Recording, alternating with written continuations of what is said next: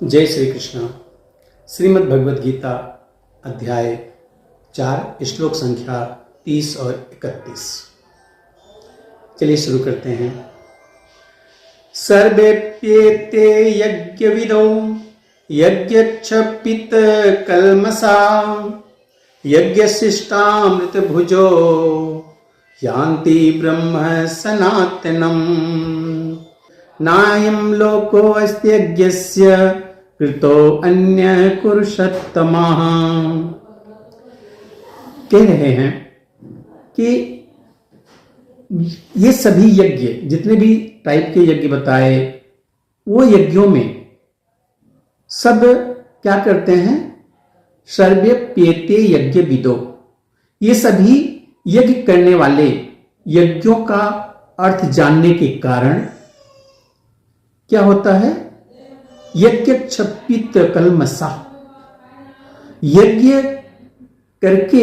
करने के कारण को समझ करके पाप कर्मों से मुक्त हो जाते हैं और फलों के, यज्ञों के फल के रूपी अमृत को चख करके वह परम दिव्य आकाश की ओर बढ़ने लगते हैं। इसलिए कृष्ण भगवान कहते हैं कि हे कुरुश्रेष्ठ, हे अर्जुन, इस यज्ञ के बिना मनुष्य इस लोक में या इस जीवन में सुखपूर्वक नहीं रह सकता, तो फिर अगले जन्म में कैसे सुखी रह सकता है? जब इस जन्म में सुखी नहीं है तो अगले जन्म में कैसे सुखी रह सकता है? अभी यज्ञ को जान लेते हैं इसलिए। अच्छा, विभिन्न प्रकार के यज्ञों जैसे द्रव्य यज्ञ, स्वाध्याय यज्ञ, योग यज्ञ, जो पहले बताया जा चुका है, इस सब का एक ही उद्देश्य है, वह है इंद्रियों का निग्रह।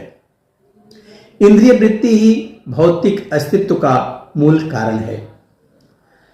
जब तक इंद्रिय तृप्ति से भिन्न धरातल पर स्थित न हुआ जाए, तब तक सच्चिदानंद के नित्य धरातल पर उठ पाना संभव नहीं है। यह धरातल नित्य आकाश या ब्रह्म आकाश में है। किंतु सारे यज्ञों से, संसार के पाप कर्मों से विमल हुआ जा सकता है। जीवन में इस प्रगति से मनुष्य न केवल सुखी और ऐश्वर्यवान बढ़ता है, अपितु अंत में वह निराकार ब्रह्म के साथ तादात्म्य के द्वारा या श्री भगवान कृष्ण की संगति प्राप्त करके भगवान के शाश्वत धाम को प्राप्त करता है। मनुष्य इस लोक में चाहे जिस रूप में रहे, वह अपने स्वरूप से अनभिज्ञ ही रहता है। दूसरे शब्दों में भौतिक जगत में हमारा अस्तित्व हमारे पापपूर्ण जीवन के बहुगुणित फलों के कारण है। अज्ञान ही पापपूर्ण जीवन का कारण है और पापपूर्ण जीवन ही इस भौतिक जगत में अस्तित्व का कारण है। मनुष्य जीवन ही वह द्वार है जिससे होकर इस बंधन से बाहर निकला जा सकता है। अतः वेद हमें धर्म, अर्थ, काम, मोक्ष का मार्ग दिखलाकर बाहर निकलने का अवसर प्रदान करते हैं। धर्म या ऊपर संस्तुत अनेक प्रकार के यज्ञ हमारी आर्थिक समस्याओं को स्वतः हल कर देते हैं। जनसंख्या में वृद्धि होने पर भी यज्ञ संपन्न करने से हमें प्रचुर भोजन, प्रचुर दूध इत्यादि मिलता रहता है। जब शरीर की आवश्यकता पूर्ण होती है तो इंद्रियों को तुष्ट करने की बारी आती है। अतः वेदों में नियमित इंद्रिय तृप्ति के लिए पवित्र विवाह का विधान है। इस प्रकार मनुष्य भौतिक बंधन से क्रमशः छूटकर उच्च पाद की ओर अग्रसर होता है और मुक्त जीवन की पूर्णता परमेश्वर का सानिध्य प्राप्त करने में है। वह पूर्णता यज्ञ संपन्न करके प्राप्त की जा सकती है।